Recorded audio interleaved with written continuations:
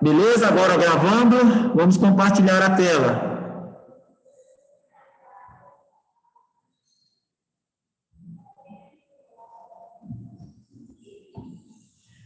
Então, estão todos vendo a tela?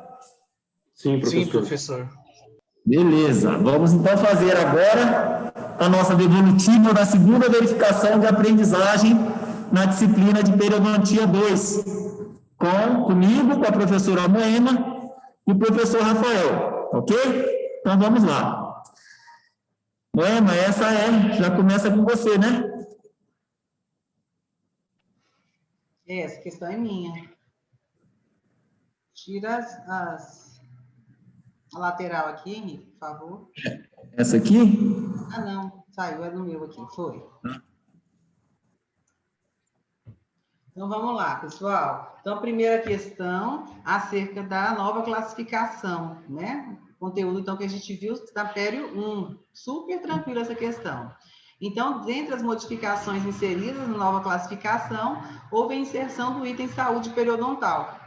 Frente a essas novas inserções dos conhecimentos anteriores, em qual das características relacionadas nas alternativas abaixo podemos considerar clinicamente um paciente que compareceu a primeira vez para atendimento como um paciente com saúde periodontal e saúde gengival em periodonto íntegro? Então, o que a gente viu semestre passado acerca de nova classificação. O item saúde, gente, nós temos que ter em mente. Então, saúde, aspectos anatômicos normais, a gente tem que ter em mente. É o primeiro passo para a gente estar, então, iniciando um atendimento a um paciente. Eu tenho que saber o que é normal, o que é considerado saúde, para eu estar, então, identificando o que não está dentro da normalidade, né? E o que não seria, então, considerado saúde. Então, aqui o item correto, letra A. Então, vamos ver. Coloração rósea, foi isso que nós vimos. Então, nossa gengiva, ela tem que ter uma coloração rósea. Variando os tons de rosa. Se ela já está mais avermelhada, gengiva avermelhada é um dos sinais característicos de um processo inflamatório. Margens gengivais biseladas. Então, biseladas porque elas têm aquele acabamentinho ali mais fino. Elas não estão ali em forma de edema, não estão edemaciadas. Profundidade de sondagem de até 3 milímetros. É a profundidade do nosso sulco gengival normal, vai até 3 milímetros. Papilas preenchendo os espaços interdentários. Sim, as papilas preenchem o espaço ali da meia interdental. É o local que elas devem estar. Sem perda de inserção, saúde periodontal e saúde gengival em um periodonto íntegro. Nós temos alguns parâmetros, né, acerca dos tipos de periodonto. O periodonto íntegro, nós não temos perda de inserção, nada. Sangramento à sondagem em menos de 10% dos sítios. Então, na nova classificação, é isso que nós observamos. Nós podemos ter um sangramento à sondagem, mas esse sangramento vai estar limitado a menos que 10% dos sítios. E sem perda óssea radiográfica, porque é um periodonto íntegro. Nós vamos ter as cristas alveolares intactas. Tá? Então, esse é o correto. Dúvida no que está correto, gente? Sim, professor, eu fiquei em dúvida entre essa A e essa B. Por quê? A B é a B? A B está igualzinha a A, porém nela inclui o pontilhado de casca de laranja. E eu achei que ela era correta. Por que não? Não é só isso. Então, vamos passar para B. Eu também fiquei na dúvida.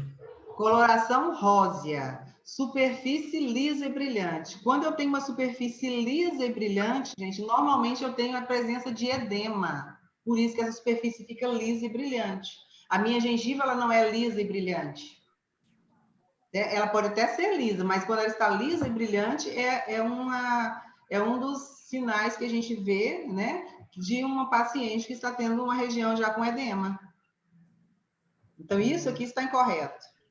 Margens gengivais biseladas, ok. Profundidade de sondagem de até 3 milímetros, ok. Pontilhado em cascas de laranja sem perda de inserção. Pode ou não ter o pontilhado em cascas de laranja, isso é indiferente, porque nós sabemos que até 40% dos pacientes jovens possuem esse pontilhado em cascas de laranja. Não são todas as pessoas que possuem. E a pessoa vai ficando mais velha, a tendência é ter uma diminuição desse pontilhado de cascas de laranja. Mas isso também é considerado normal.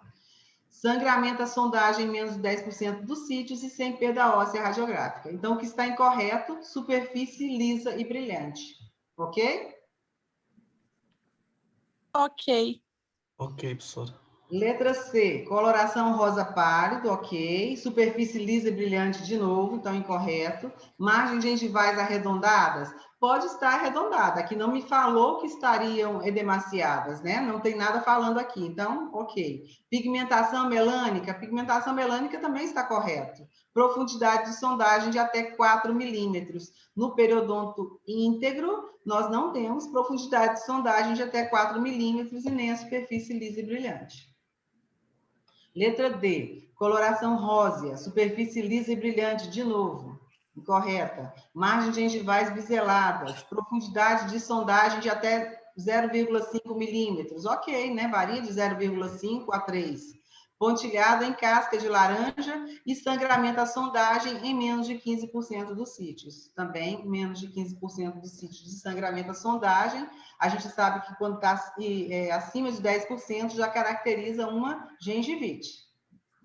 Coloração rosa pálido, margens gengivais arredondadas, pontilhado em casca de laranja, profundidade de sondagem de até 1 milímetro, podendo ou não haver sangramento à sondagem, papilas preenchendo os espaços interdentários, perda óssea radiográfica não excedendo 10% do terço coronal radicular. Então, aqui, essa parte aqui é que dá o caráter incorreto a essa questão. Ok?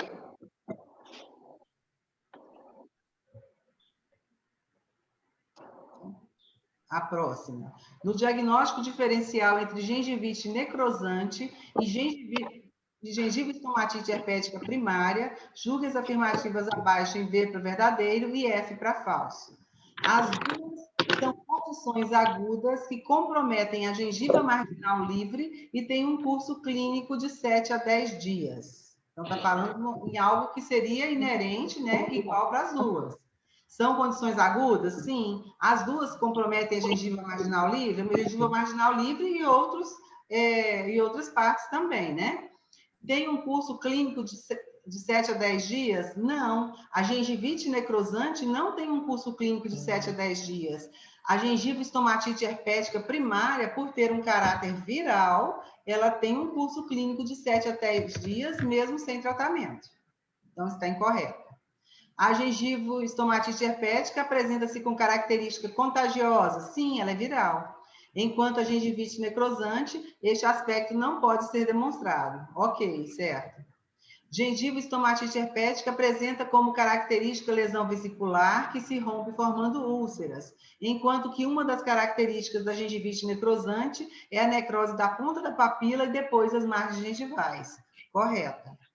A gengivite necrosante apresenta como fator etiológico a interação entre bactéria e hospedeiro. Correta. Enquanto no caso da gengiva estomatite herpética, a etiologia é viral e específica. Verdadeiro. Dúvidas nessa questão, pessoal? Professora, a clínica ajuda a decorar mais essas coisas? Porque é difícil lembrar, assim, de tudo, todas as classificações, toda a situação de cada doença, né? Sim. O que é que a gente vai cobrar muito de vocês, gente? O que é básico? O que é básico seria o quê? O que vocês viram principalmente no semestre passado. Então, gengivite associada ao biofilme, gengivite associada ao biofilme modificada ali por gravidez, por puberdade, relacionado ao diabetes. Então, isso aí a gente vai estar cobrando, essas características das periodontites, isso aí vocês têm que ter em mente.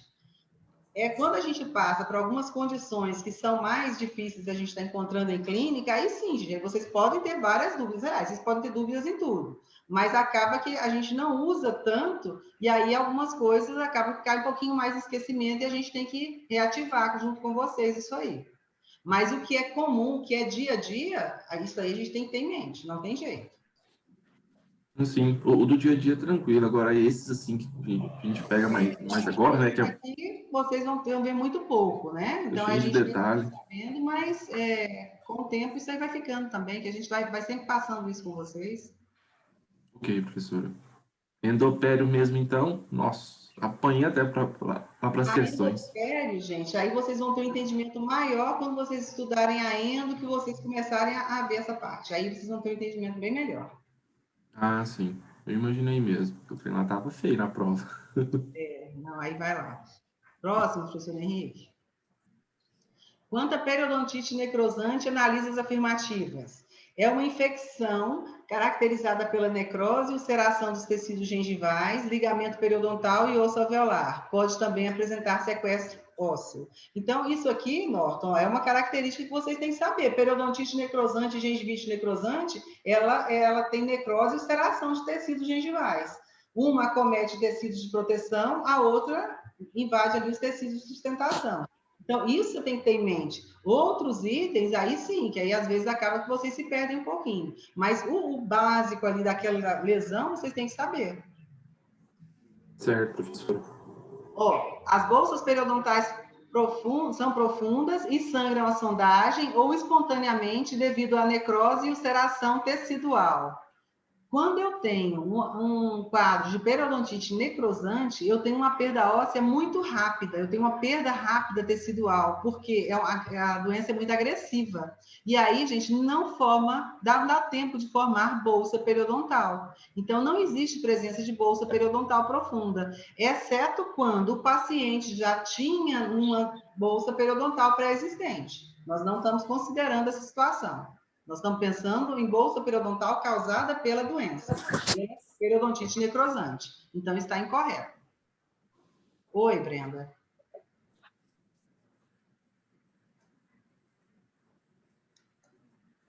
Perguntou alguma coisa, Brenda? Não, professora, desculpa, meu áudio estava ligado. 3. Apresenta fatores predisponentes como história de gengivite necrosante recorrente, infecção por HIV, imunossupressão e estresse psicológico. Então, são todos fatores, né, que levam também a essa pessoa ter uma periodontite necrosante, correto. 4. É uma doença de evolução rápida e agressiva, e por isso não forma bolsa periodontal, correto. 5º, a presença de febre e linfadenopatia são patognomônicos e são condições diferenciais com outras patologias. Gente, febre e linfadenopatia não é sinal patognomônico, não é uma condição que diferencia a periodontite necrosante de outras doenças. Quantos quadros bacterianos que a pessoa pode vir a ter febre ou viral, né? E linfadenopatia? São vários. Então, se eu colocar um casinho clínico para vocês, eu colocar paciente com febre e linfadenopatia, possui periodontite necrosante? Impossível você me falar. Então, o que seria um sinal, um sinal patognomônico? A necrose e ulceração dos tecidos gengivais. É algo que é próprio da periodontite necrosante. Certo? Então, estão corretos os itens 1, 3 e 4.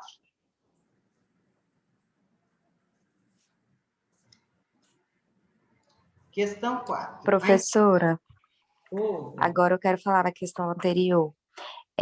Eu fiquei com muita dúvida nessas 5, porque o significado de patognomônico é tipo algo relativo, né? Então, aí lá na aula mesmo que a senhora passou, a senhora colocou assim que em alguns casos, né, apresentava febre e linfadenopatia. E aí eu fiquei muito na dúvida com esse patognomônico. Quase que eu marquei ela, porque, na verdade, a referência de patognomônico é relativa, ou seja, nem sempre vai ter, assim como no que a senhora passou para a gente, né? O patognomônico, gente, sinal patognomônico é um sinal que é característico de uma doença, é próprio daquela doença. Isso é um sinal patognomônico. Ah, tá. Então tem uma palavra, tipo, tem um termo correto. Sinais patognomônicos é algo específico daquela doença. Aquela doença. Ah, tá. É porque eu pesquisei no dia que eu fiquei com muita dúvida a palavra, né? Aí a palavra, ela fala sobre outra coisa. Mas na área da saúde, o que é patognomônico, ele é próprio daquela doença. É uma característica própria que a diferencia das demais. Mas aí, se a gente até tirar o termo patognomônico, o restante também está incorreto. São condições diferenciais com outras patologias. Então, a febre e a linfadenopatia não é uma condição que diferencia de outras patologias, concorda? Concordo. A Eu febre e a fiquei linfadenopatia Fiquei pode ser, muito na dúvida com essa, mas agora eu tô entendendo. entendeu? Então, tá. Então, próxima. A próxima, então, a gente tem um textinho acerca do mau hálito, né, da halitose. Em se tratando de halitose, julgue as afirmativas abaixo. A halitose intraoral pode ser indicativa de algumas doenças orais, como doenças periodontais, ou da presença de excessivos depósitos bacterianos sobre a língua. Ok, está correto. Aproximadamente 10% dos casos de halitose são causados por problemas intraorais, como periodontite crônica, cárie, alveolite, xerostomia, saburra lingual, dentre outras. Ao passo que cerca de 90% dos casos de halitose são originados de fonte extraoral, como sinusites, obstrução nasal, bronquites, pneumonia e diabetes mellitus. Está incorreta. O que está incorreto aqui, gente?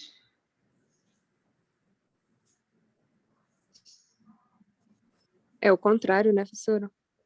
Isso, Sibeli, ao contrário, 90% dos casos são de causas intrabucais e 10% de outras causas, certo? Então, é isso que está correto. Então, o dentista é o profissional mais capacitado para estar fazendo diagnóstico acerca de halitose, né? 3. A patogênese da halitose intraoral está associada à degradação bacteriana de aminoácidos contendo enxofre em compostos sulfurados voláteis, do qual o metilmercaptano e o sulfeto de hidrogênio são alguns dos principais componentes. Então, a patogênese está totalmente relacionada com esses compostos sulfurados voláteis. Então, é isso mesmo. A superfície irregular da língua fornece um habitat ideal para bactérias anaeróbicas, que florescem abaixo de um acúmulo lingual contínuo de restos alimentares, células mortas e centenas de milhares de bactérias vivas e mortas. Então, está certo. É isso mesmo. A superfície irregular da língua, com as suas papilas, né, seus formatos, mais variados formatos, é o habitat ideal ali. Então, ali é um nicho mesmo, gente, é uma cama, né, para esse acúmulo, né, de restos alimentares e de bactérias. Então, aí está correto. Quinto, o mau hálito matinal é um exemplo comum de halitose temporária, sendo atribuído, entre outros fatores, ao fluxo salivar reduzido durante o sono. Ok, está correta. Então, estão corretas apenas as afirmativas 1, 3, 4 e 5. Quinta questão. Um casinho clínico. Paciente, RCS, 24 anos, gênero masculino, nódulo sistêmico, procura unidade de saúde da família para consulta de rotina. Relatou ao CD na queixa principal que a gengiva sangra todas as vezes que escova os dentes ou passa fio dental. Gente, isso aqui é comum o paciente chegar para a gente estar relatando isso. Tá? É algo rotineiro na nossa clínica. Ao exame clínico, observou-se a presença de placa e cálculo generalizado. É um paciente típico que vocês vão pegar na clínica integrada 1. Nos exames periodontais, o exame de sangramento à sondagem foi de 31% e não havia presença de perda de inserção. Nós temos aqui, ó, alguns dados importantíssimos. O sangramento com escova de dente fio dental, presença de placa e cálculo generalizado, o índice de sangramento de sondagem de 31%, sem perda de inserção. Radiografias periapicais de toda a boca, observou-se que no resultado, né, que o paciente possuía cristas alveolares dentro dos padrões de normalidade, então elas estavam intactas. Diante do relato, classifique a provável doença e as condutas a serem tomadas frente ao diagnóstico. Então, gente, aqui é uma gengivite. Alguém ficou em dúvida quanto a ser ou não gengivite? Não. Gengivite. Falou que não tinha perda de inserção e falou em cristas alveolares dentro dos padrões de normalidade. Isso aí nos mostrou que era uma gengivite, certo? Associada ao biofilme. Por quê? Falou em presença de placa e cálculo generalizado. Então, ok.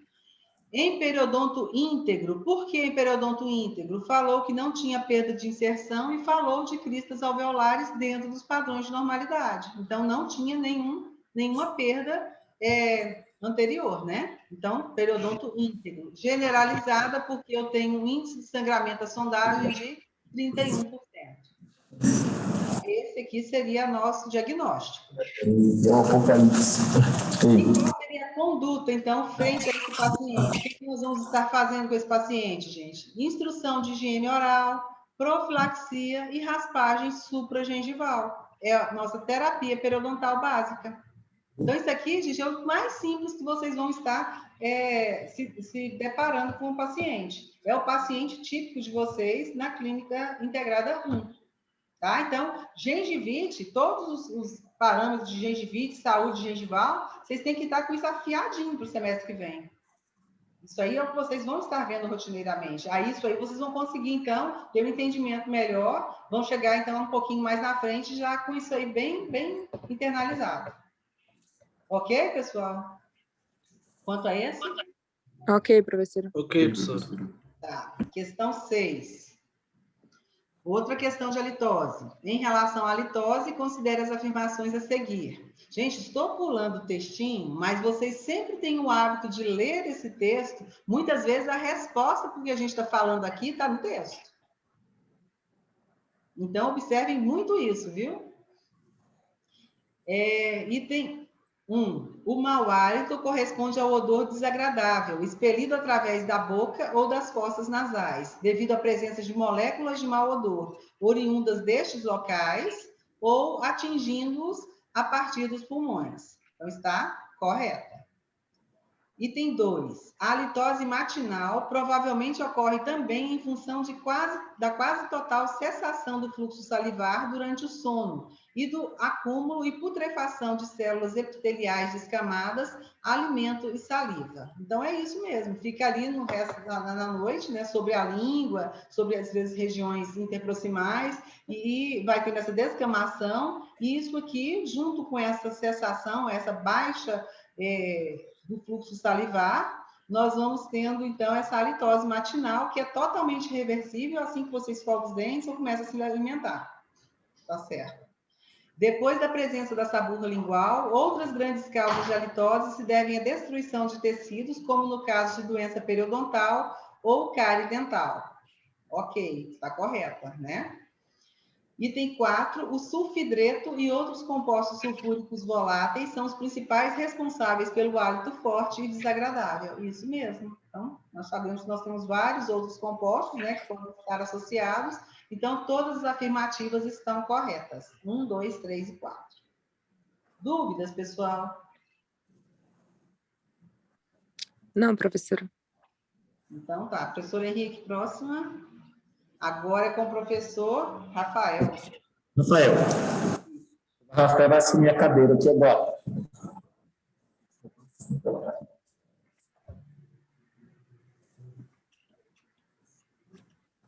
Olá, pessoal, tudo bem? E aí, professor? Oi, professor.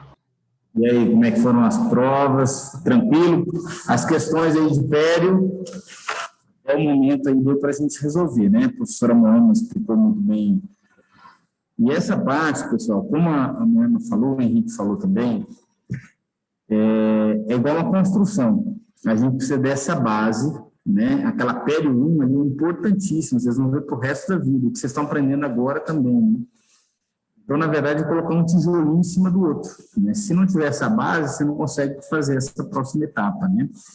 Então, até mesmo depois da devolutiva, vocês também tentarem fazer essas conexões, né, de conteúdos anteriores com esse conteúdo que vocês estão aprendendo agora, ok?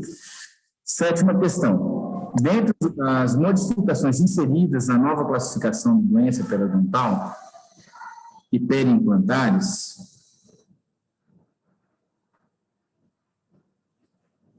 houve a inserção do item saúde periodontal. Frente a essas novas inserções e aos conhecimentos anteriores em qual das características relacionadas nas alternativas abaixo, podem considerar clinicamente um paciente que compareceu a primeira vez para o atendimento como um paciente com saúde periodontal e saúde gengival em um periodonto íntegro. Trauma de oclusão é o termo usado para descrever as alterações patológicas ou adaptativas que ocorrem no periodonto em consequência de forças indevidas produzidas pelo músculo mastigatório. Esse trauma pode ser classificado quanto ao modo do início das forças prejudiciais ou de acordo com a capacidade do periodonto em resistir às forças oclusais. Essas classificações são divididas respectivamente como... Então, aqui, pessoal, está falando assim, sobre esse trauma de oclusão, né? E como é que a gente faz, como é que são divididas essa classificação. Então, a gente vai ter a classificação de acordo com o início das forças e como que o periodonto vai resistir. Então, se o periodonto ele é um periodonto íntegro, né, ou não. Então, vamos ver aqui, ó. Trauma inicial e trauma tardio. Não, tá certo? Tá errado, não existe essa classificação. Trauma primário e trauma irreversível, também não. Letra B, que é a letra correta, né? Então, eu tenho um trauma agudo, que é aquele que ocorre abruptamente, né? Pegou uma pedra ali no feijão, está mordendo uma caneta, vai comer um torresmo, esse é um trauma agudo. A restauração ficou alta, trauma agudo. E o trauma crônico, que é aquele trauma persistente. Eu tenho um dente mesializado, ele está fora de posição, o paciente vai mastigando e vai tirando esse dente de posição. Então, trauma crônico, tá? O trauma primário ou secundário é um trauma, aí está falando já sobre como que o periodonto vai resistir. Ele está um periodonto íntegro, tem uma linha óssea aí remanescente íntegra? Tem. Então, ele é um periodonto, um trauma primário. E se eu já tiver uma perda óssea, eu tenho ali um trauma secundário, tá? Então, a alternativa correta aqui da questão 7 é a letra B. Alguma dúvida, pessoal? Não, professor. Tá, obrigado. Questão, eu vou passar aqui, pessoal, porque tem aula depois, tá? Mas tendo dúvida, a gente para. O trauma de oclusão pode ser classificado quanto à capacidade do periodonto de resistir às forças oclusais. De acordo com essa classificação, marque verdadeiro ou falso. O trauma secundário qual que é? Eu tenho já uma perda de estrutura. É caracterizado pela constância do trauma por um período longo, independente do remanescente das estruturas periodontais. Não. O que está falando aqui é sobre o trauma crônico. Se fosse um trauma crônico, estaria certo. A segunda alternativa. O trauma primário refere-se a alterações periodontais associadas a um impacto oclusal abrupto, como produzido por morder objetos duros. Não. O trauma primário, ele está falando sobre o remanescente periodontal. Então, essa afirmativa está errada. A terceira, o trauma de oclusão crônico ocorre quando a capacidade adaptativa dos tecidos resiste às forças oclusais com um periodonto reduzido. Esse aqui seria um trauma secundário, está falando sobre o remanescente periodontal. E a quarta e última, o trauma de oclusão primário ocorre quando o trauma em um periodonto íntegro. Isso mesmo. Então, o trauma primário tem um periodonto íntegro nessa região e ele começou daquela forma. Ele pode migrar para um trauma secundário. Então, essa alternativa está correta. Então, a sequência aqui vai ficar falso, falso, falso, verdadeiro. Alguma dúvida, pessoal? Eu errei essa, professor, mas por causa do periodonto reduzido na penúltima. Ele me deu um bug na cabeça e eu não lembrava. Mas assim, ó, Ana Luísa, essa parte do trauma é uma parte bem teórica, né? Bem teórica. Vocês vão ver assim, até na aula que eu vou passar agora, em várias regiões, várias disciplinas, a gente vai ter o quê? Uma árvore de decisão, tá? O que é uma árvore de decisão? É assim, o paciente está com esse problema, eu vou tentar tal coisa. Se isso aqui der certo, eu migro para cá. Se der errado, eu vou fazer outra coisa. Eu vou depois mostrar na aula bem certinho, se até me lembro. Então, esses termos que a gente está tentando colocar aqui no conhecimento de vocês é justamente para quando vocês estiverem nesse ponto de decisão, você saber qual que é a classificação. Então ele tem um trauma agudo. Ele tem um trauma agudo primário. Então, eu vou, nessa minha decisão, o que eu vou fazer agora? Em cima disso, a gente consegue, em cima desse conhecimento primário, a gente consegue olhar essa árvore de decisão. Eu vou mostrar na próxima aula, você até me lembra, tá? A hora que eu estiver passando. Posso passar aqui, Ana Luísa? Pode sim, professor. Tá bom. Então, vamos lá. A distinção entre a forma de lesão primária e secundária não tem propósito significativo, visto que as alterações que ocorrem no periodonto, em consequência do trauma de oclusão, são similares e independem da altura do tecido periodontal. Entretanto, é importante compreender que os sinais e sintomas do trauma de oclusão só podem se desenvolver quando a intensidade da carga imposta pela oclusão é tão alta que o periodonto ao redor do dente exposto não consiga suportar nem distribuir de modo adequado as forças resultantes sem alterar a posição e a estabilidade do dente envolvido. Quais são os estágios da resposta tecidual ao aumento das forças oclusais? Então, esse texto ele foi tirado do livro, que ele justamente fala até uma parte do que dessa conversa que eu tive com a Ana Luísa, né? Essa classificação, ela é importante para eu entender, assim, como que eu vou seguir com a terapia. Mas, na verdade, o que vai acontecer dentro desse periodonto? São aquelas fases de reparo, tá? Então, é isso aqui que está, a pergunta está falando sobre isso. A partir do momento que eu começo o trauma de oclusão, lembra que eu expliquei para vocês lá, eu tenho um momento de reabsorção, de neoformação, eles vão se cruzar num determinado momento. Então, essa questão que ela está perguntando justamente isso, né? Como que vai acontecer essa evolução? Quais são esses estágios? Então, a forma correta é o quê? Eu tenho um primeiro estágio de lesão, eu vou ter um aumento dessa reabsorção, diminuição de formação. Depois eu começo a ter uma reparação, eu começo a ter mais formação. E no último estágio eu vou ter uma remodelação adaptativa. O que é isso? Eu vou poder ter aquele formato de funil na parte óssea, eu vou poder ter uma mobilidade desse dente, esse dente pode ter alterado de posição. Por quê? Porque houve uma remodelação. O organismo ele se adaptou para aquele trauma, certo?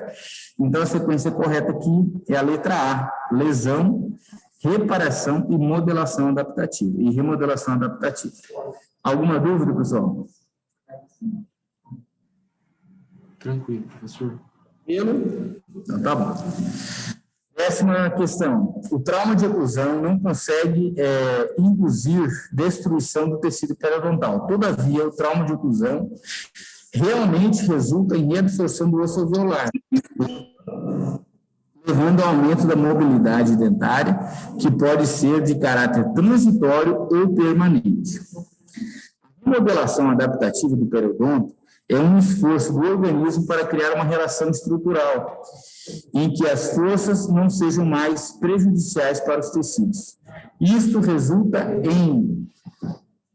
Então, a primeira alternativa, alargamento do ligamento periodontal, certo? Imagine que o ligamento periodontal ele é um amortecedor. Se eu deixo ele em um espaço pequeno, vai ter pouco... A função de amortecer vai ser muito pequena. Vai chegar logo no osso, o dente pode fraturar, vai ter mais reabsorção. Então, vai ter um aumento do ligamento periodontal. E ele pode ter esse formato de funil, né? Justamente para ele poder ter uma mobilidade. E defeitos angulares no osso sem formação de bolsa. Olha só, o trauma de oclusão por si só, tendo um trauma de oclusão cêntrico, eu não vou ter perca de inserção, certo? Então, sem formação de bolsa. Alternativa B, estreitamento do espaço ligamentar. Errado, não vai estreitar, né? Ele vai alargar. Alternativa C, alargamento do ligamento periodontal, a qual tem formato de funil na crista e defeitos angulares no osso, com formação de bolsas adaptativas. Errado, não forma bolsa.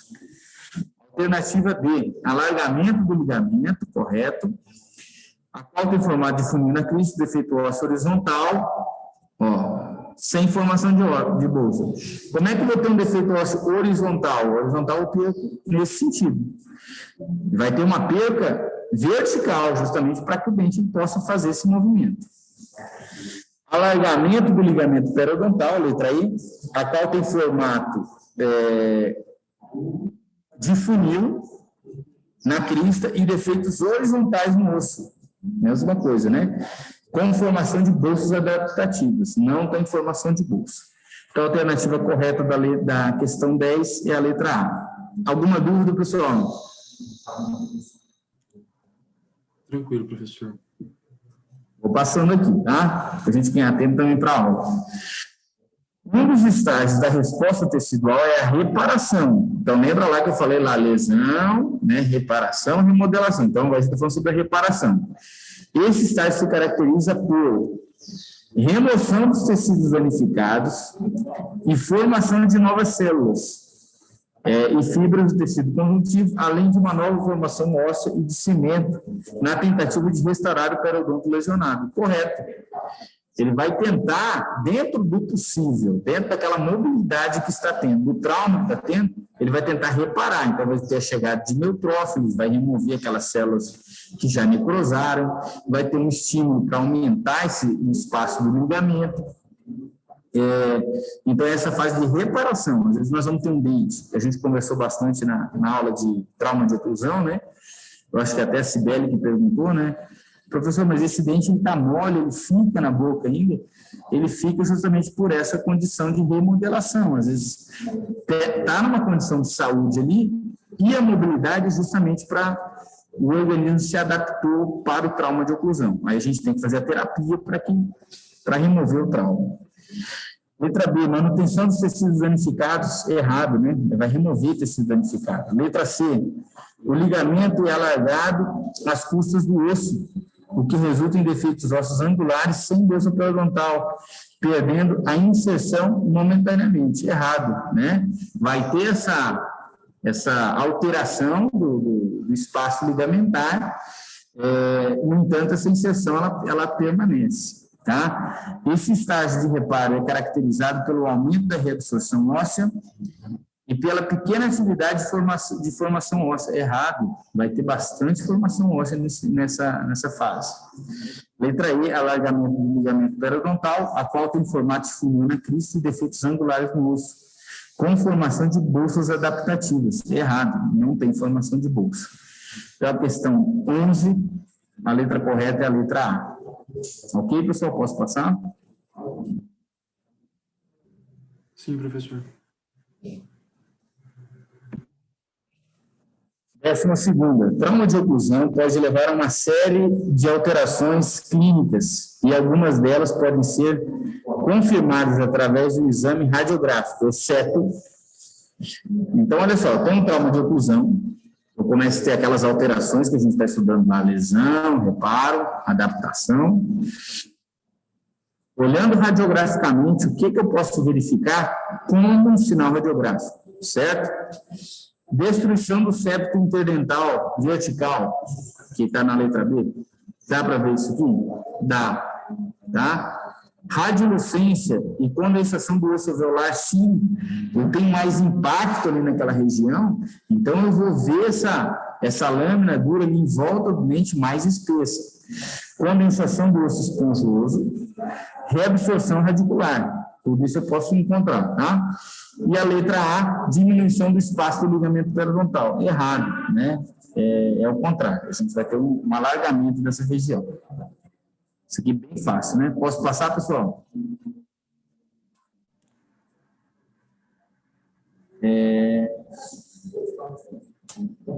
13ª e última aqui. As forças traumáticas podem atuar sobre um único dente ou sobre grupos de dentes que estejam em contato prematuro. Elas podem ocorrer em associação com hábitos parafuncionais, tais como ranger os dentes, em conjunto com a perda ou a migração de pré-molares e molares, acompanhada da separação gradual dos dentes antero-superiores. Entre os sinais clínicos, podemos encontrar, exceto Aumento da mobilidade dentária, sim, né? Eu vou lembrar que essa mobilidade é uma adaptação do organismo. Prematuridade de contato, interferências oclusais, vou encontrar isso aí, né? O trauma de oclusão está relacionado a isso. Eu pego toda a minha cara, eu tenho um dente que ele tocou primeiro aqui, vai gerar um trauma de oclusão, tá? Facetas de desgastes. Vocês já estão aprendendo na oclusão, quando vocês chegarem na parte clínica, quando vocês pegarem pacientes com problema de trauma de oclusão, quando você olhar na oclusal do dente do paciente, ou na palatina dos anteriores, a gente vai ver umas regiões desgastadas, isso aí são facetas de desgaste, tá? Migração dental, com certeza o organismo vai se adaptar. Ausência de sensibilidade térmica. Errado, né? Isso aqui não é uma característica do trauma de oclusão. Apesar de que a gente sabe que no trauma secundário, o paciente vai ter um periodonto reduzido e essa exposição radicular pode gerar uma sensibilidade. Mas não é um sinal clínico de trauma de oclusão. Posso passar aqui, pessoal? Sim, professor. Alguma dúvida, Sueli? Tudo certo? Essa foi uma das mais fáceis. Essa aqui tá fácil, né? Tá bom. Podia ser todas assim, professor. Essa aqui agora é a professora Henrique, tá bom? Depois eu volto aqui com a aula com vocês. Um abraço. Olá, pessoal, novamente estamos aqui e vocês falaram que foi muito difícil. E essa parte aqui foi difícil, pessoal? Ou foi tranquilo? Particularmente, professor, foi complicado, porque a gente ia associar de onde até onde, margem gengival, junção, esses trem, nossa. Complicado. Quebra-cabeça. Eu acho. Eu também achei bem difícil. E outra coisa, pessoal, a devolutiva também fica gravada, uma matéria de estudo, né? É um recurso que vocês têm para reverem, inclusive, a devolutiva, tá bom? Então, vejam a gravação, novamente os comentários, e associem a devolutiva ao próprio conteúdo, vai lá no conteúdo, faz o confronto, faz as sublinhadas, né, as negritadas onde que estava o erro, tá ok? Que aí fica tudo muito mais fácil. Então, vamos lá. Sobre o espaço de inserção dos tecidos supracrestais, agora a gente fala basicamente esse termo, tá, gente? Acabou aquela história de ficar só falando de espaço biológico. Não que o termo espaço biológico esteja errado, mas com a conferência, né, da Academia Americana de Periodontologia e a Federação Europeia de Periodontia, passou-se a convencionar o termo espaço biológico de espaço de inserção dos tecidos supracrestais, tá ok? Então, aqui pede para avaliar as afirmações. Sobre o espaço de inserção dos tecidos supracrestais, tem como sinônimo espaço biológico? Sim, aqui está certo. Mas representa a união mucogengival? Não. Aqui já perdeu toda a característica de falar que não tem nada a ver uma coisa com a outra, tá? Falar que espaço biológico representa a união mucogengival. Então, a 1 está errada. A segunda é a distância compreendida entre a margem gengival, passando pela porção mais coronária do epitélio juncional, indo até o topo da crista alveolar, tendo em média 3 milímetros. Pronto, fechou aí, pessoal. Aí já é a definição clássica, né, do espaço biológico. Então, essa, segundo a assertiva, está correta. E a terceira, sua importância biológica está relacionada à profundidade clínica de sondagem e ao aumento da coroa clínica. Aí já não é mais a importância biológica, gente, seria a importância clínica, né? Foi só uma inversão de conceitos aqui para ver se vocês estavam atentos, tá ok? Então, a letra correta é a letra B, onde tem só a segunda alternativa que está correta. Tudo bem até aqui? Sim. Então, ainda sobre o espaço de inserção dos tecidos supracrestais. Pessoal, a gente abordou bastante esse assunto e vai continuar abordando para que vocês venham a fixar mesmo, né? Fala aqui, avalie as afirmações. Item 1. Quando ele é invadido, a lesão das fibras circunferenciais, ok, está lá em cima, né? E apicais, olha só como que se a gente prestar atenção no anúncio, né, no enunciado, a gente já corta a questão. Então, quando o tecido, o espaço de inserção dos tecidos supracrestais é invadido, só as fibras apicais estão lá no ápice, gente. Vocês têm que começar a fazer essas associações, né? Vai ter migração epitelial para apical? Vai ter, mas não por conta das fibras apicais. Então, essa afirmativa está errada. Na segunda, cáries e restaurações subgengivais quando ultrapassam o limite de 0,5 milímetro de profundidade, em média, inicialmente alcançam a inserção do tecido conjuntivo e, consequentemente, provocam inflamação gengival. Também está errado, né? Não quer dizer que eles vão alcançar essa inserção do tecido conjuntivo aqui, né? E, consequentemente, provocando inflamação gengival. Não está relacionado essa relação inicial, né? Inicial, olha aqui o termo inicial, ó. São termos básicos que a gente deve ir observando. Tem relação com tecido, com inserção do tecido conjuntivo, tem relação com inflamação gengival, tem. Mas em que fase? Na fase inicial, lá no início, é como se fosse aquelas fases das lesões da patogênese periodontal, né?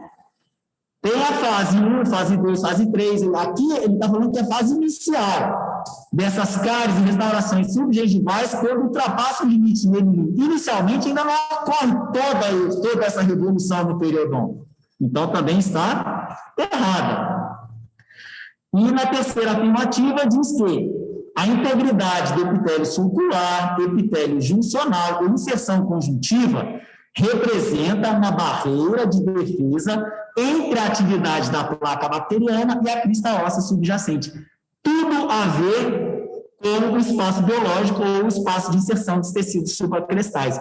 Se isso está funcionando de forma harmônica, a função do espaço biológico é justamente essa, uma barreira de defesa entre a atividade da placa, porque senão todos nós estaríamos com invasão de placa bacteriana e com doença periodontal, né? E esse espaço com rompimento. Mas quando ele funciona como uma barreira, como diz aqui o nome, olha, barreira de defesa.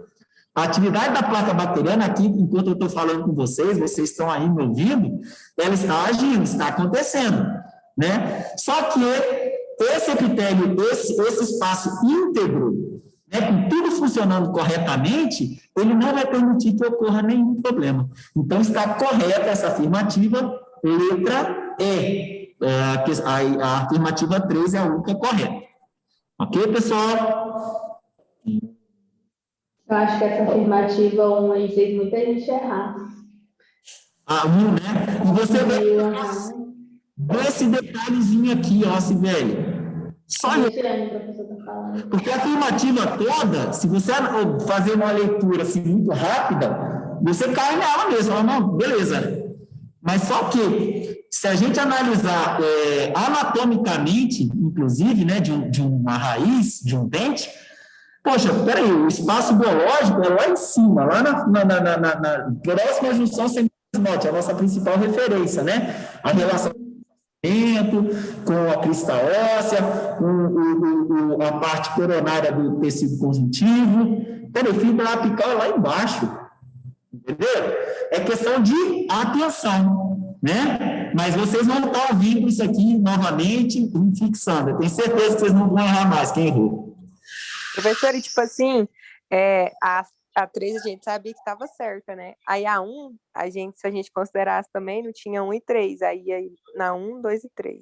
Exatamente, exatamente, você falou perfeito, que aí você já vai mais para a questão das lógicas, já joga lá para as alternativas. Um dia que deu é meio que um jogo de loteria, né? Quando a gente está assim meio inseguro, a gente faz, eu já fiz isso várias vezes nas minhas provas. Pô, peraí, isso aqui eu não sei, mas deixa eu ver como é que são as alternativas. Eu vou casando uma com a outra e é o famoso chute, né?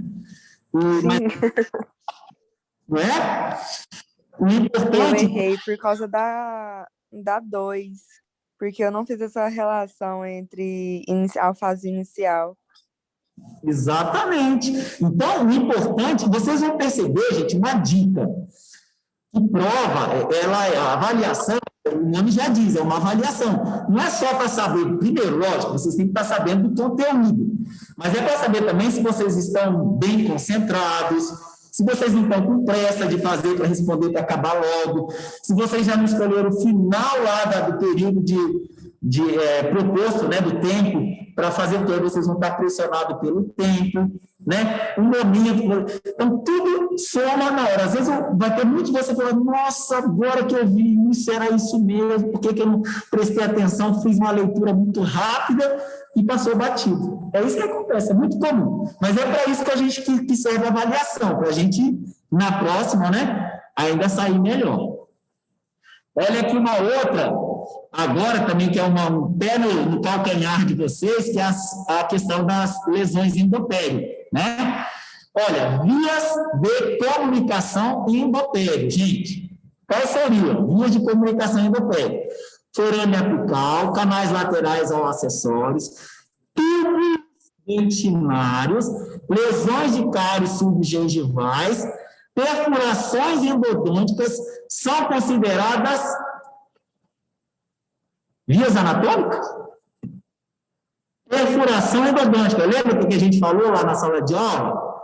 Quem faz a perfuração endodôntica? Não é o que a gente deseja, mas não é quando a gente como profissional, está manipulando lá o canal, eu vou lá inadvertidamente, intempestivamente, perfuro.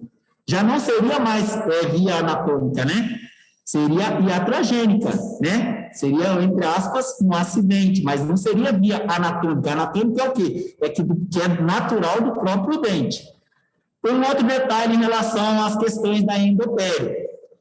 Bom, o que foi dado, foi dado. Vocês não tem nada de novidade aqui, mas vocês vão fixar melhor esse assunto quando vocês estiverem fazendo também a parte da endo, vocês vão ver que vai aumentar ainda mais as informações, que vocês vão ver o lado da endo especificamente, e essa relação da endopéria, tá bom?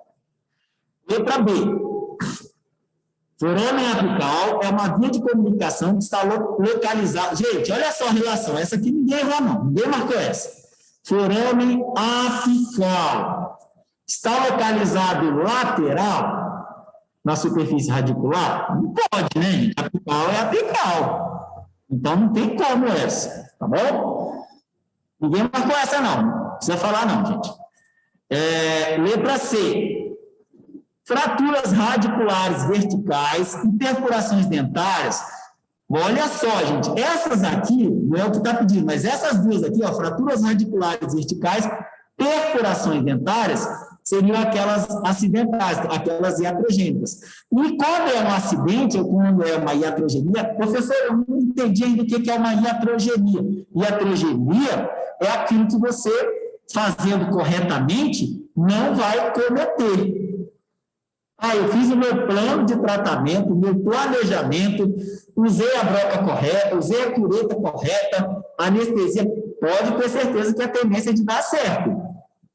Tá? E eu vou evitar esse tipo de situação quando eu faço um bom planejamento, quando eu faço um bom plano de tratamento. Então, no caso aqui das lesões endopélicas, das comunicações, eu vou evitar as fraturas radiculares e perfurações dentárias quando eu faço um plano de tratamento adequado. Bom, então essa é a letra correta. Letra B, a infecção pulpar primária. Gente, infecção pulpar primária, ou seja, começa ali, na polpa. Professor, nessa letra C, como seria esse plano tratamento adequado? Eu fiquei em dúvida entre a C e a I. Aí eu falei, acho que esse plano de tratamento aqui não vai ser, não. Fui marquei a letra E e errei a questão. Eu também fiz isso. Olha só, o que é o plano? Gente, a gente já teve essa aula de plano de tratamento e planejamento que vocês podem associar. É claro que lá a gente falou muito mais da pele. Vocês lembram da aula de planejamento e periodontia? Porque, professor, deixa eu só te fazer uma pergunta. Em relação a esse plano, essa fratura radicular, seria ali, né, fraturar ali a raiz do dente, né? Isso vai ser mais comum em endodontia, né?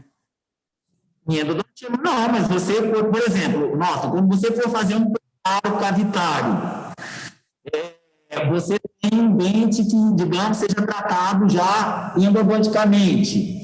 Se você tem que imaginar um dente que pode, se você vai fazer um preparo nele, ele já vai ficar mais fragilizado do que ele já é.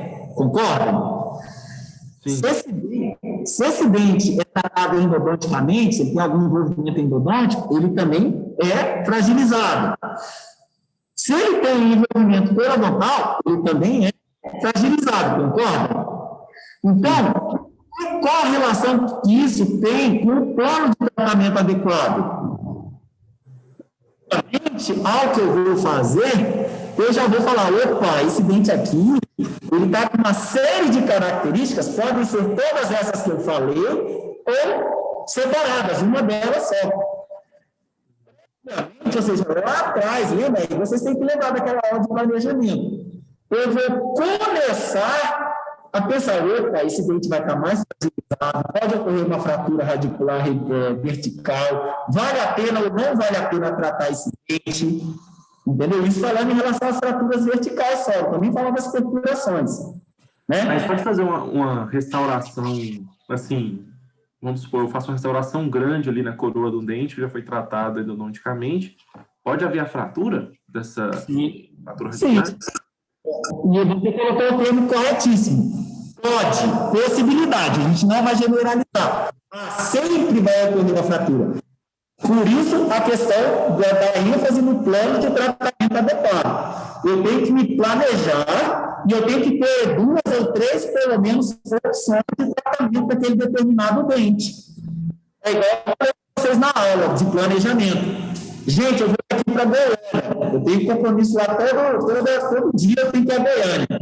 Mas eu tenho que me planejar em quê? No horário que eu vou sair, para contar o horário que eu vou chegar lá, na possibilidade de ter uma interrupção no trânsito, eu tenho que ir em outra via, em outra rodovia. Tudo isso eu tenho que me preparar. Assim como o dente, igual você falou, é uma instalação muito grande, tratado endodonticamente, de repente ele tem um evento reduzido. Eu tenho que me precaver que esse dente pode vir a quebrar, pode vir a fraturar.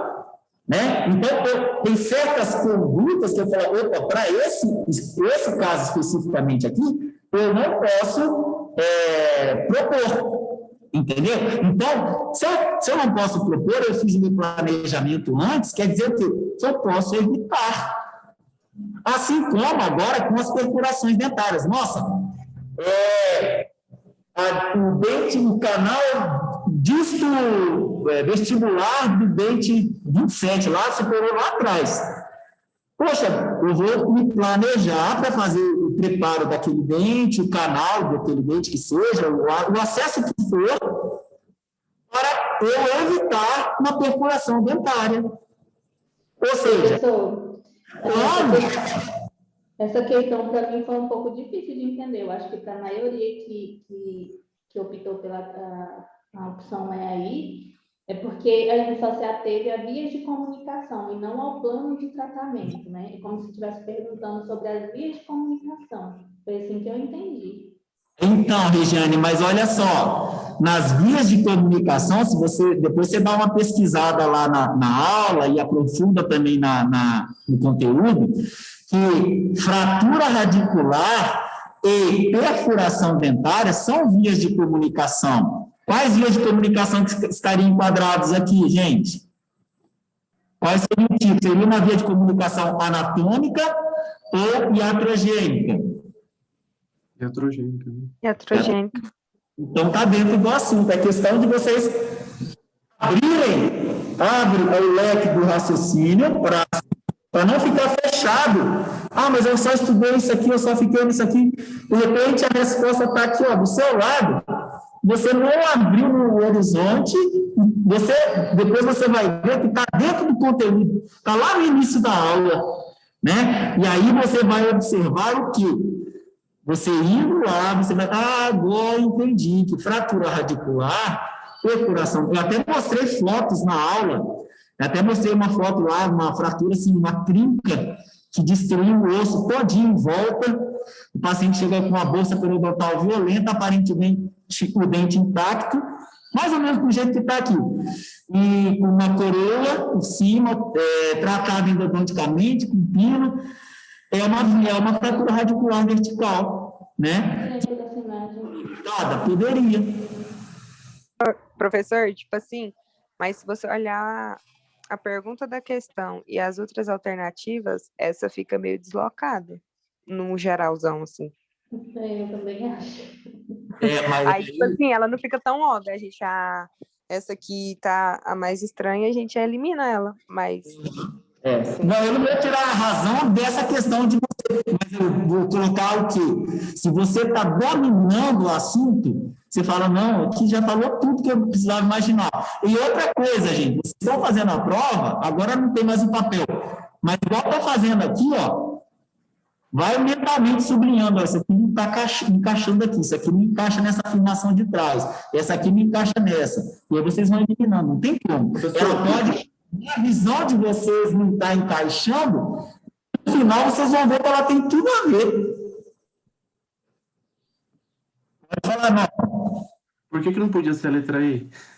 A letra E. A infecção olha só. Infecção periodontal primária. Por onde começa a infecção? Vamos lá na patogênese periodontal. Por onde que começa a lesão periodontal, Morton? Pela crista óssea, lá nas fibras gengivais, inicialmente, depois as fibras periodontais, né, com a destruição das fibras que formam a bolsa, ou pelo forame apical. Tá, entendi. Entendeu? São as relações que a gente estava falando. E lembrar desses termos, gente, igual teve uma na dúvida na questão da professora Moema, patognomônico. Eu pensei assim, professor, que a lesão, a infecção periodontal primária, né, para ela ter acesso ao dente, poderia ser pelo forame apical. Aí já vê forame apical. Quando a gente fala forame apical, a gente vai ter relação com a parte interna do dente. Forame apical, ele dá entrada no canal do dente, né? Se vocês lembrarem das imagens, ele dá entrada para o canal do dente. E quando a gente fala primária, gente, primária é a porta de entrada. É como se a gente falasse aqui, a gente está na sala de aula, né? Qual que é o acesso primário a essa sala de aula? É a porta. Aí você fala assim, não, professor, mas eu posso entrar pela janela. Pode entrar? Pode, mas não é o acesso primário. Entendeu? Entendi, professor. É o que eu falo, vai ficando mais facilitado o entendimento quando a gente vai dominando o assunto. E se vocês analisarem bem mesmo, assim, realmente foi um minutozinho a mais que eu poderia ter dedicado ao estudo, ou à própria questão, para verificar esses detalhes. E os detalhes a gente só consegue observar como? Quando eu tenho domínio, né, sobre o que eu estou lendo. Não tem nada fora, né? Bom, vamos à questão 17. Mais uma sobre lesão endopédica. Chatinha essas questões, né? Não, olha só aqui, o Norton e os outros que ficarem em dúvida. Lesão primária, não há vitalidade pulpar. Lembra que eu falei para vocês gravarem esse termo aqui, ó? Vitalidade pulpar? A vitalidade pulpar, ela está literalmente, seria praticamente aquele diagnóstico diferencial entre lesão periodontal e lesão endodôntica. Quando a gente fala lesão endodôntica, é aquele dente que tem que ser tratado endodonticamente. Se ele tem que ser tratado endodonticamente, ele não tem mais o que, gente? Vida. Então, grava isso e fecha tudo. Gravou isso, fecha o bitoco e vamos embora. Por quê? Porque vocês já dominaram assim. Então, na lesão periodontal primária, há vitalidade pulpar. Onde não há, é na lesão endodôntica primária. Letra B. O diagnóstico das lesões endodônticas com componente periodontal pode ser definido. Olha só, a gente não está aqui discutindo esse negócio há um tempo, vocês não ficaram com dúvida? Lembra aqueles autores que falaram isso aqui? Ele pode ser definido claramente com exatidão?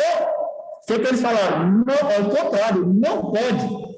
É uma questão de investigação, aqueles falam, quem nasceu primeiro, eu ou a galinha.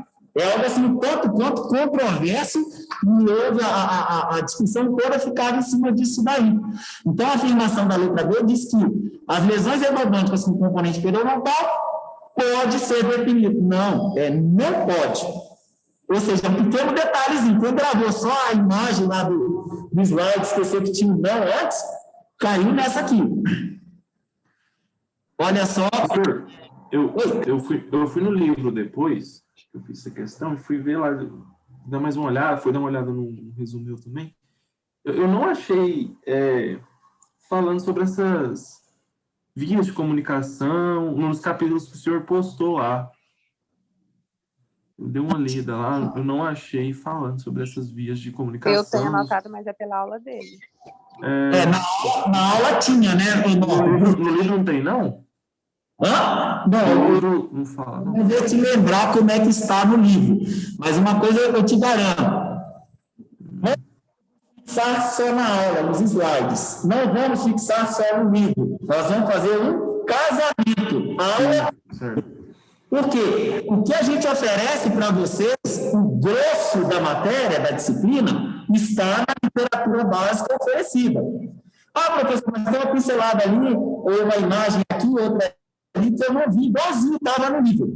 Mas, por exemplo, se não está no livro, vocês vão ver, com certeza está na aula. Então, tem que investir em quê?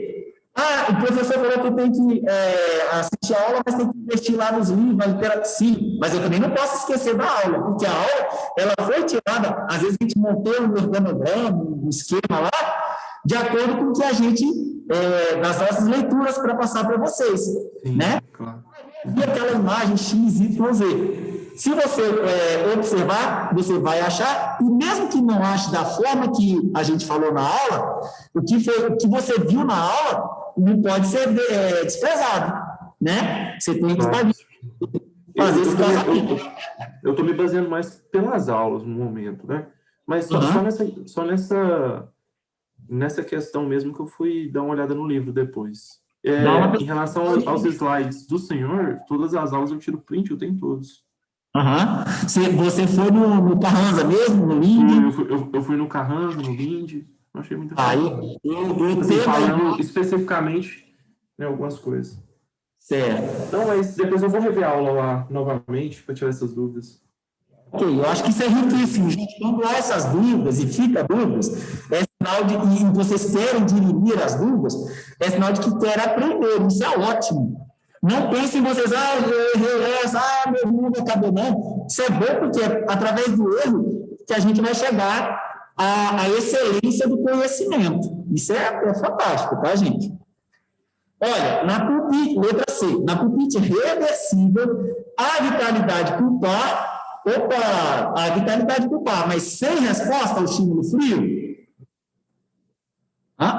Tem resposta. Então, aqui está lá os testes, né, que a gente fala do teste de vitalidade pulpar, e o dente, se ela é reversível, o que ela tem, gente?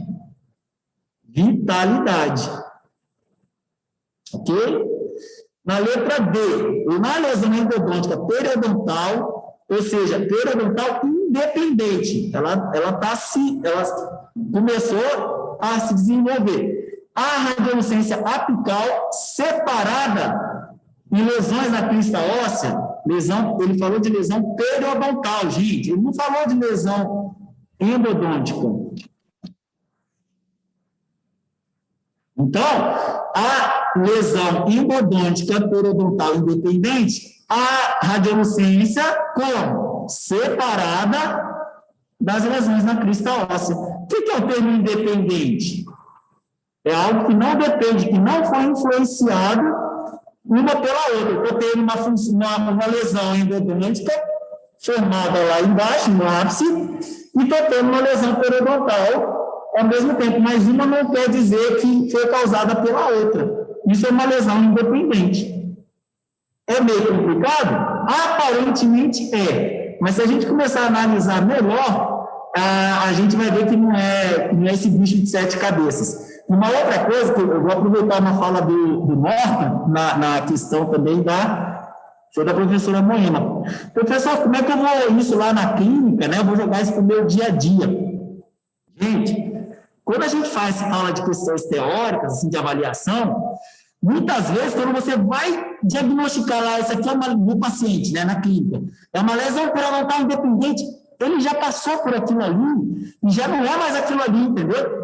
Então, a gente tem que ficar assim, eu tenho que saber isso daqui. Isso é importantíssimo, tá? Porque senão eu vou ficar chutando, vou inventar um tratamento que não cabe naquele momento. Mas é por isso que lá naquela afirmativa, nessa afirmativa, aquela da questão dos autores, né, que falaram que não tem aqui, essa aqui, diagnóstico das lesões endodônticas com componente periodontal pode ser definido claramente com exatidão. Não pode ser definido claramente com exatidão. Tá? É uma questão, assim, clinicamente é muito complicado. Mas nós estamos aqui separando. Vamos pegar o bloquinho das lesões endodônticas periodontais independentes, periodontais endodôntica combinada, entendeu? Isso eu tenho que saber.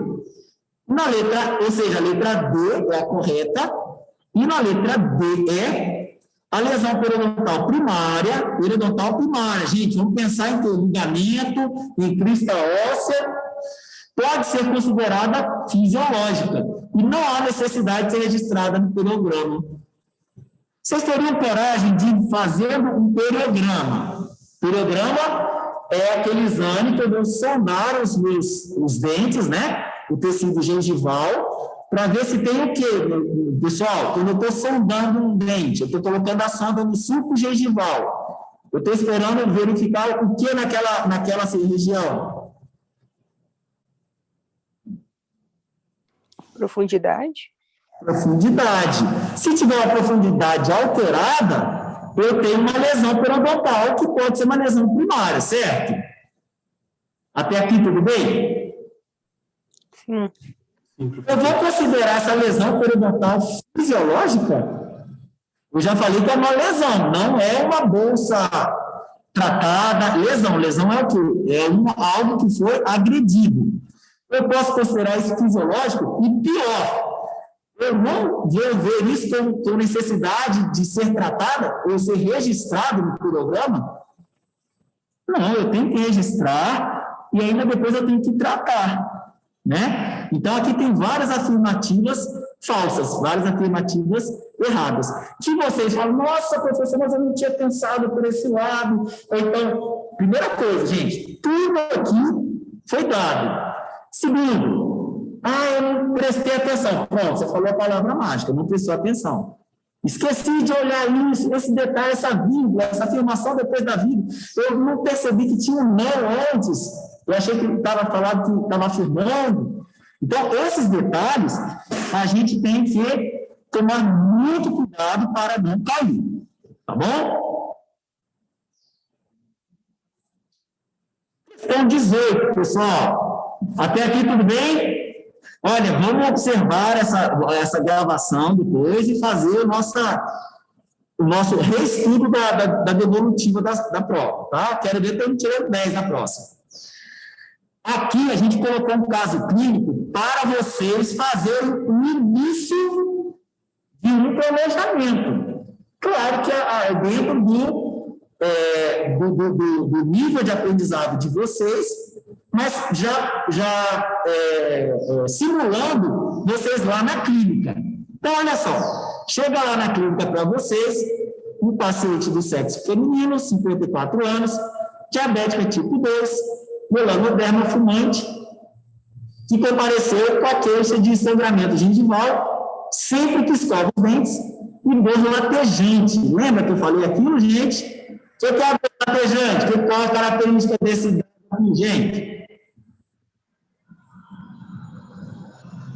Lá na anamnese, a dor latejante no dente 46, eu vou registrar como o quê? Quem pode me dizer? Como, professor? Ó, esse paciente chegou, Sibeli, e ele falou... Professor, Inflamação, professor? ao pulpite?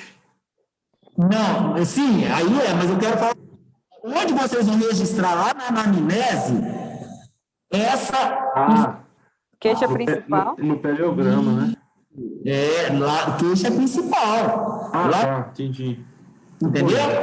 O motivo que o paciente foi ao seu consultório não foi para te ver, não foi para passear, não foi por causa do sangramento gengival, sempre que ela escova, não.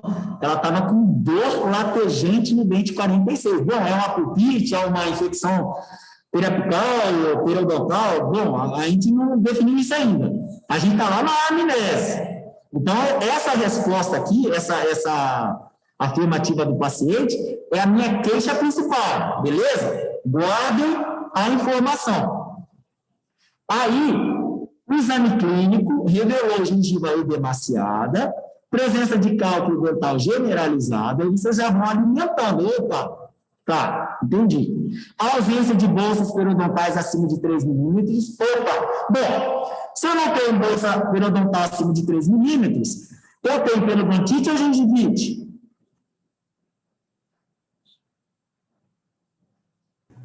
Periodontite. Ó, ausência de bolsas acima de... ausência. Gengivite tinha predominância. Faz o trocadilho. Sem perceber, a gente fala, não, eu entendi, mas eu troquei as bolas, entendeu? Então, ela tem aparentemente a gengivite.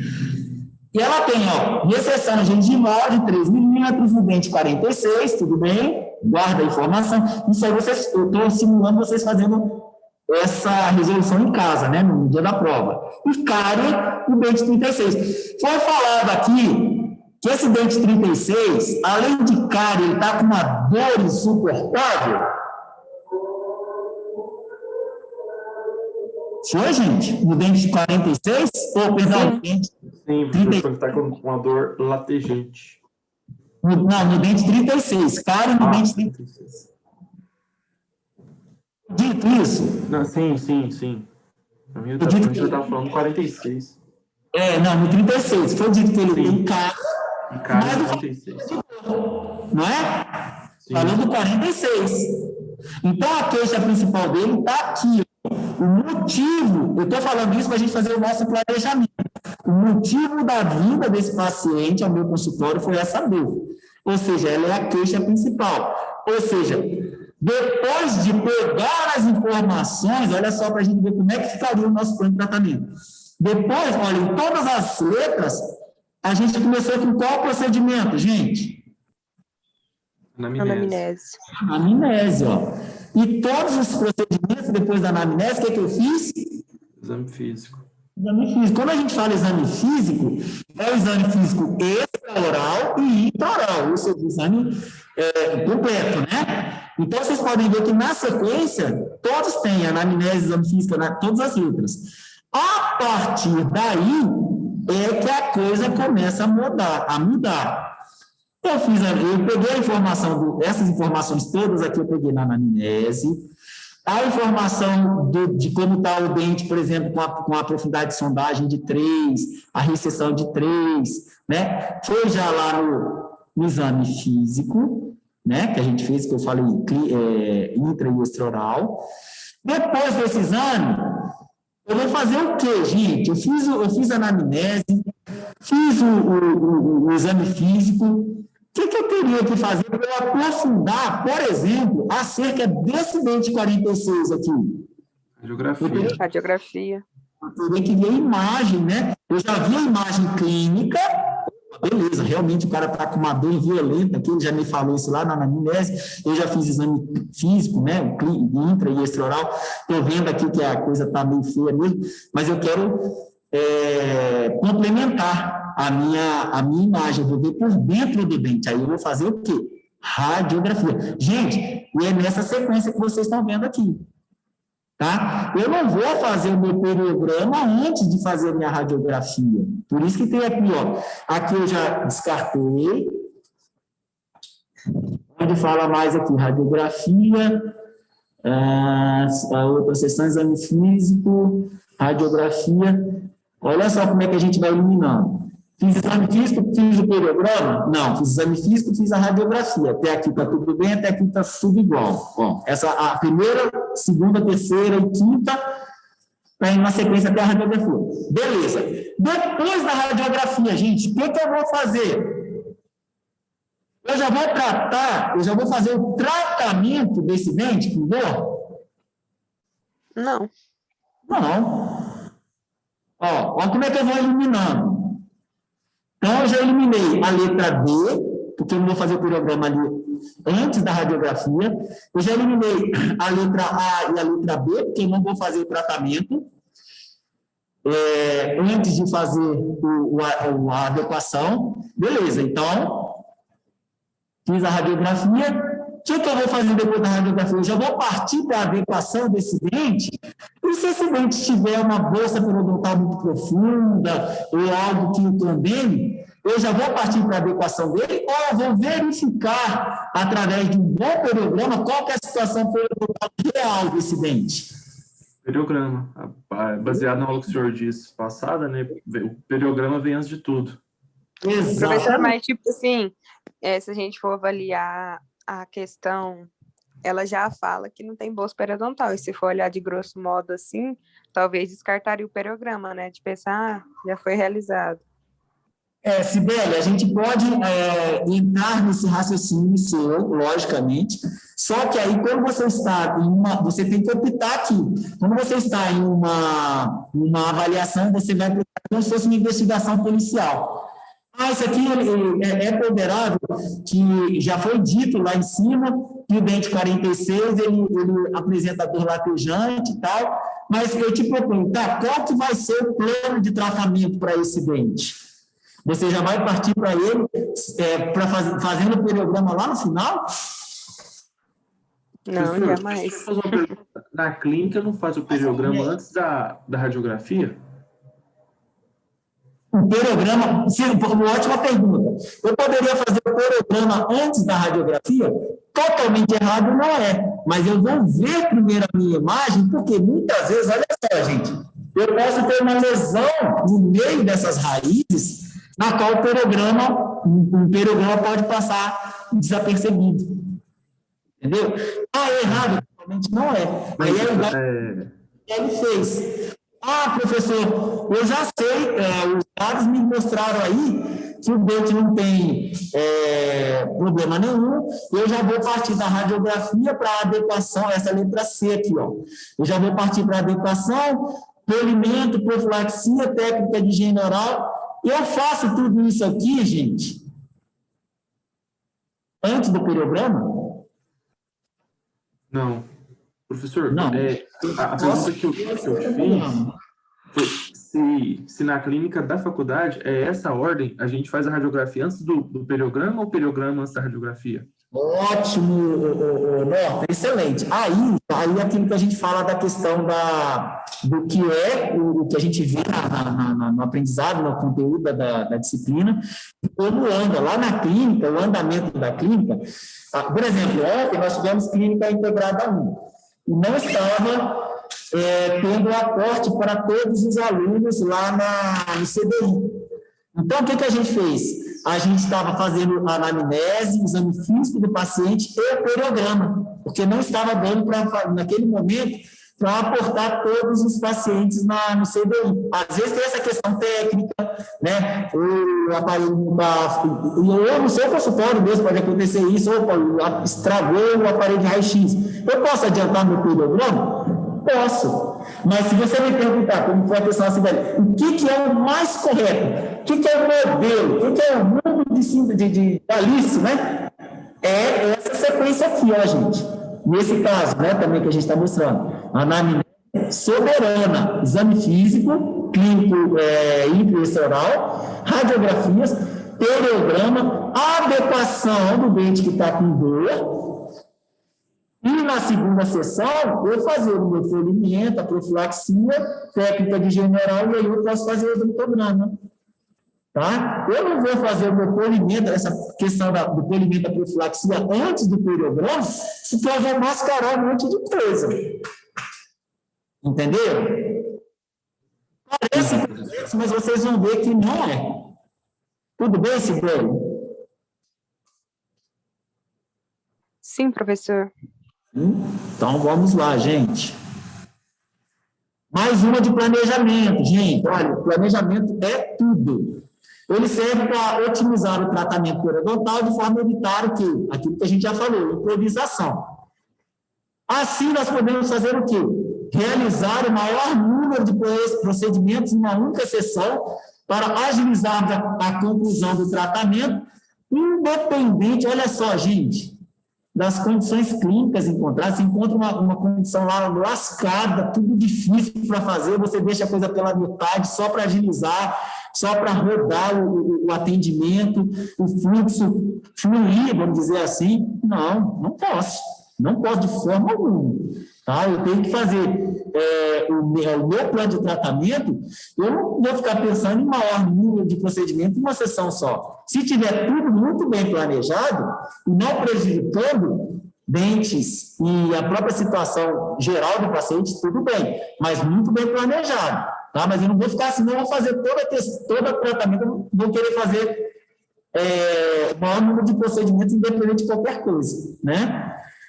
Olha só essa afirmativa, atender aos desejos do paciente. Gente, a gente não vai tratar para atender desejos do paciente. Lembra que eu falei? A gente tem que propor um tratamento conciso, objetivo, realista, direto, né? Para o próprio bem dele. Ele sim, ele é o objeto principal do nosso processo, mas não por isso que eu vou fazer à vontade. Hoje eu quero tratar hoje aquele, errado. Letra C. Temos certeza de que não haverão intercorrências durante o tratamento. Gente, aí é para vocês ficarem prestando atenção nisso. Quem tem plena certeza do que vai acontecer daqui a 5 minutos? Nossa, professor, mas a gente não faz o plano de tratamento melhor possível? Melhor, de excelência. Mas mesmo fazendo esse plano de tratamento com excelência, eu não tenho plena certeza de que tudo vai correr como eu planejei. Tá bom? Letra B. Prever as dificuldades que serão encontradas, já que após feito o planejamento, a mesma questão da letra C. Após feito o planejamento, bom, eu fiz meu planejamento, quer dizer que eu fiz meu planejamento, eu não poderei mais alterá-lo? Claro que eu posso, gente. É isso que a gente fala. Opa, não, igual eu falei, a pergunta do Norton. Professor, mas como é que é na clínica? A gente faz a radiografia antes do periograma, mas e se um dia não estiver funcionando, eu vou alterar meu plano. Então, prever as dificuldades que serão encontradas, sim. Mas após feito o planejamento, eu posso alterar esse planejamento. Ok? Letra correta é qual? Em relação ao plano de tratamento de periodontia, eu preciso ter plenas condições de realizar o tratamento no tempo proposto e até, gente, olha esse tempo, até, não quer dizer que eu vou sempre, até antecipar a conclusão. Quando eu faço um bom planejamento, e esse bom planejamento ele é feito com uma boa execução, eu posso, de repente, aquele dia eu pensei que eu fosse fazer só 2 restaurações, dá para fazer mais 2, eu faço, em vez de 2, eu faço 4, e eu antecipo no final do tratamento. Mas isso são casos pontuais. Todo mundo compreendeu? Sim, professor. Beleza, vamos finalizar, então, para o doutor Rafael dar aula para vocês. Questão 20. Parâmetros clínicos da profundidade de sondagem e nível clínico de inserção são importantes durante a avaliação e a avaliação periodontal. Isso é o básico, gente, vocês vão estar fazendo isso o tempo inteiro. A respeito desses dois parâmetros, ou seja, a profundidade clínica de sondagem e nível clínico de inserção, assinale a alternativa correta. Letra A. O nível clínico de inserção corresponde distância da margem gengival à junção cemento-esmalte. Certo ou errado? Errado. Errado, gente. A referência que eu falei para vocês do nível clínico de inserção, qual é? Junção, cemento, esmalte, até onde, gente? Junção, cemento, esmalte até o fundo da bolsa. Aí fala aqui na letra B. Nível clínico de inserção corresponde à distância da margem gengival ao fundo da bolsa? Também não, a gente já deu a resposta, né? Mas vamos discutir isso aqui. É isso, é o fundo da margem gengival ao fundo da bolsa é nível clínico de inserção, gente? Não. Não é. Quando se eu falasse que era profundidade clínica de sondagem, opa, aí tudo bem. Letra C, profundidade de sondagem, agora, ó, profundidade de sondagem, vamos ver. Corresponde à distância da junção cemento-esmalte até o fundo da bolsa? Sim ou não? Não, é margem gengival, né?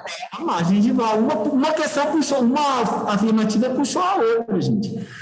Letra B. A profundidade de sondagem corresponde à distância, profundidade de sondagem, margem gengival, até onde a sonda for impedida de penetrar. Foi isso que a gente falou? Se ela parar numa cárie, se ela parar num cálculo. Então, não é da margem gengival onde a sonda for impedida de penetrar, não. É até o fundo da bolsa, ok? E a letra correta, a medida do nível clínico de inserção nos casos de recessão, gente, recessão e crescimento gengival é a mesma. Lembra-se disso? Peraí, professor, um vai para cima, o crescimento gengival, e a recessão vai para baixo. Mas eu estou falando do que corresponde distância junção cemento e esmalte ao fundo da bolsa ou sul. Vocês não vão medir no final das contas, né, a distância da junção cemento e esmalte ao fundo do sul? Se for crescimento, eu vou subtrair aquela distância. Se for recessão, eu vou somar. Mas a referência, a correspondência é a mesma. Distância da junção cemento ao fundo da bolsa. Lembram-se disso na aula? Sim, professor. Tranquilo aí, todo mundo?